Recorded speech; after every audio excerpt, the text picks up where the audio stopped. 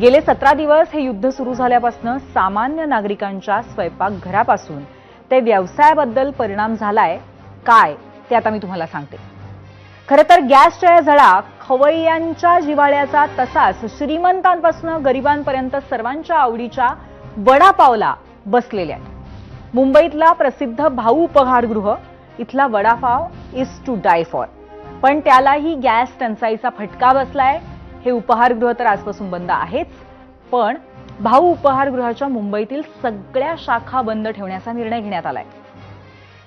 खवय्येगिरीचं कर्जत मधलं असंच एक प्रसिद्ध हॉटेल म्हणजेच ठाकरे वडापाव, पर्यटकांमध्येही हे फेमस आहे आणि इथल्या मालकांनीही चुलीवर केवळ मिसळ बनवण्याचा निर्णय घेतल्यामुळे आता इथल्या ताटातनंही वडा गायब होणार आहे। पुणे शहरामध्ये जोशी वडेवाल्यांनी डोसा बनवणं आधीच बंद केलं होतं, आता त्यांनी इतर शहरातल्या शाखा सुद्धा गॅस टंचाई असेपर्यंत बंद ठेवण्याचा निर्णय घेतलाय।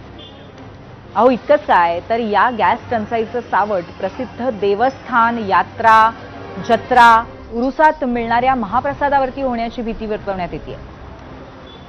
त्याचंच एक उदाहरण म्हणजे अष्टविनायकापैकी एक असलेल्या पालीचा गणपती इथं मिळणारा महाप्रसाद बंद करण्यात आलेला आहे। पिंपरी चिंचवडमध्ये साजरा होणारा भैरवनाथ उत्सव, रामनवमी आणि हनुमान जन्मोत्सवानिमित्त होणाऱ्या सप्ताह सोहळ्यामध्ये भाविकांना महाप्रसाद मिळणार की नाही असा प्रश्न या क्षणी तरी उद्भवलेला आहे। शेगाव म्हटलं की डोळ्यासमोर येतं ते गजानन महाराजांचं समाधीस्थळ आणि त्यानंतर लगेच आठवण होते ती शेगावच्या कचोरीची।